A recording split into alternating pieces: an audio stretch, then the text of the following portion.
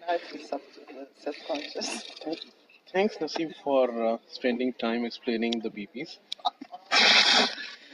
So this BP is for municipal requirements. Municipal Consent Report, Yes, requirements. MCR. Yes, exactly. So the way they're going to create, they're going to send it in the and they're going to create a form in CPG shell. But sometimes they're going to select contractors, up to 10 contracts, to send for those contracts for review. Yeah. Because we don't want to create the same form in those shells, we are using this functionality of Unifier to auto-generate the same form that we have in CPG, auto-generate in those 10 shells. Okay. So for this reason, we have two BPs. One is the original one, which user is going to use. The other one is a hidden BP that user won't see, Right. but that helps us for creating Multiple forms for each of the contracts. Yes. So when you say up to 10 contracts, it's upon user to select 3 or 4 or 5, Yes. whatever number of contracts they select. For whatever is selected, it will create the forms for each of the MCRs and then submit it. Exactly. If they select just 3 shells, 3 contracts, let's say Eglinton, ACOM, something else, Yeah. it's gonna that auto-generate that BP record fields we have. It's gonna read this shell and it's gonna go to that shells, Yeah. and it's gonna create the same form in those shells. Right. Got it. Okay. So for this reason, we have some fields that in both BPs that these fields are BP creator. So the type of the field, and it's going to help us to generate those forms. Right. In the original BP, we have a record called MCR contract creator. Yeah. What that's going to do, it's going to generate the same form in the hidden BP. Okay. And then in the hidden BP, we have 10 shell picker. Right. So shell picker, so it's going to pick those shells, yeah, and then create the same form if right, there is 10. Yeah. Maybe it's whatever the 2. number of. Yes. It's going to create those forms in those shells. Right. So we finished post BP. Okay. We deploy. Now next step is to configure. Right. So when we go to the configuration, you understand. Yeah. So if I go to the respective BPs here, it's municipal and so it's this is the one you created. And first one. This is the second one. Yes. Right. And then both are of type simple. Yes. And then if I just open to see the contents of this particular BP, still loading.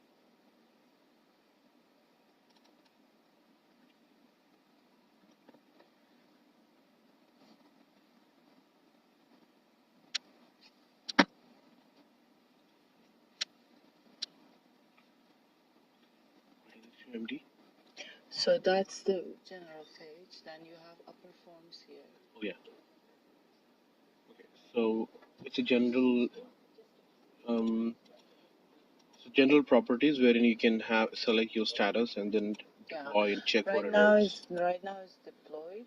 Yeah, you need to go to open and click on general to open this particular BP. Yeah. So you can see the status we use, yeah, the options and all these things. And we added these statuses, right? Completed, pending, revise. Yes. These are the status that you're going to use in the workflows. Right. And then made completed, sent to application, and contractor as terminals. Yeah, because these are the last step in the. Right. So when we choose those steps, means our workflow is finished. Yeah. Right. And then we go to templates, upper form, and we added a publish path.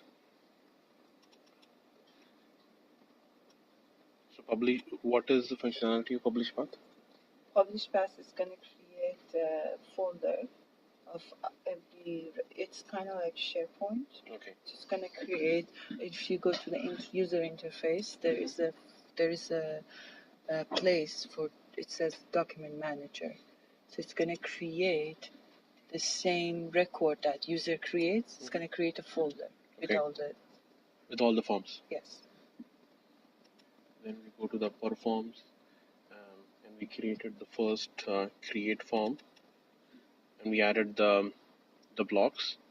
We added 5 blocks, each block representing general information, and then the fields, MCR block, and then the MCR block is where you have all the contracts, and then we have applicants information, project information block, wherein we have certain fields with respect to the applicant's information. What is an application number, location, and then we have lead comments for review and comments. We have vendor information, and then these are all hidden blocks, right? Yeah. Vendor information, publish path, and then the MCR picker creator. This is where the second BP will go to, right? Mm-hmm. This wouldn't have the information of who the requester is, or is that? So you can see it. Who requester is the one. It says the one who's creating it. Okay, it will automatically pull in from the account who has created this. Okay, perfect. And then we created more forms, action forms like MCR lead review, and then we hide respective blocks based on the workflows. Or made some fields read only. That's right. For example, if I open MX applicant form, which is an action form, and then we made, which one we made read only? All of these ones are dark gray. Read only. Read only. Okay.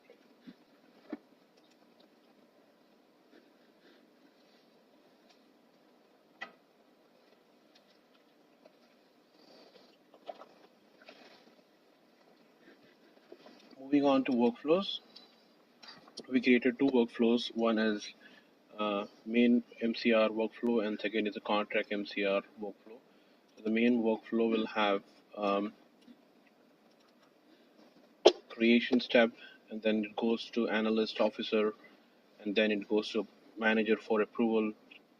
And once it is approved, it goes send the response back to analyst, and analyst will notify to the end user who has applied for that.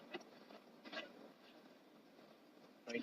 And at each of this step, we go to the properties and link the respective action form.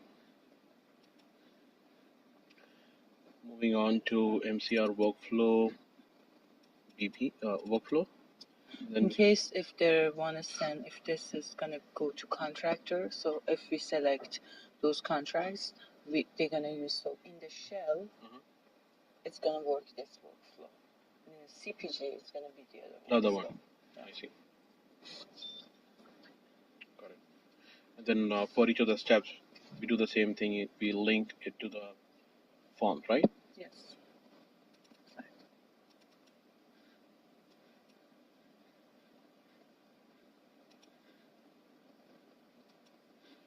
And then the next step is moving on to logs. Logs, yes. Logs is where where user can see everything. It's layout. Okay.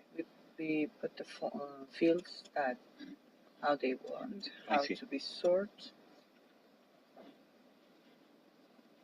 So haven't we done this on the upper form already? All these fields.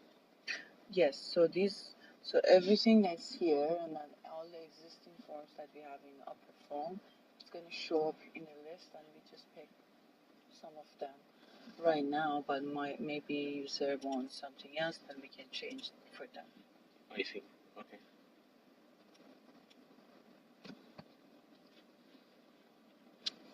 And the next is to integration, right? Yes. And then we have the upper integration section is for when we want to have a template. So inside in the interface, user interface, there is a functionality that user can um, download a template, Okay. and then we can put information and then import everything Okay. in Unifier. So when they download it, it's in an Excel format. Yeah. Okay. This is the template. I see. Okay. Great. That's a very helpful feature. And in auto creation, we have again. So each of these sections we have upper, right? Right.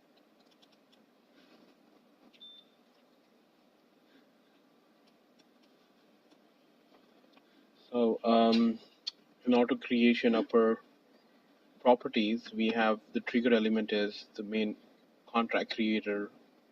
The field that we have. So this is a BP, right? This is a BP creator. Yeah. And then we say record creation method is record to record. Auto create properties is for contract creator. Yeah. And rest are standard settings. That's it. That's it. Okay. And then we go back to the BP and then change the status from status to draft to complete, and then save it and deploy. Deploy. Okay. So now deploy both. We have both BP deploy, and we want to configure, and we need to there's a lot of stuff still left. So we also did something. We removed the second link to the second BP, and we deployed, changed the status, and then we deployed it, and then we configured the second BP to add all these fields, and then we deployed it again, and we go back to the first BP and change the status to draft, and then we added the second BP reference, and then change the status to complete and redeploy it once again. Yeah, the reason was the first BP had one record, auto creation record, and that one because we need to configure that, and for configuration we need to refer to the other BP. Yep. The other BP wasn't deployed, so we removed the field, deployed it, we went to the second BP, which has 10 of those fields. That's right. We refer that to the BP that we just deployed. Yeah. And then deployed the second one and went back. And redeployed. Yeah. Perfect. Thank you so much for giving us the insight on how to create the business process in Unifier. I'm glad I'm able to document this, and we'll be able to use that as a reference going forward. Thanks once again, Naseem, for all the help. My pleasure.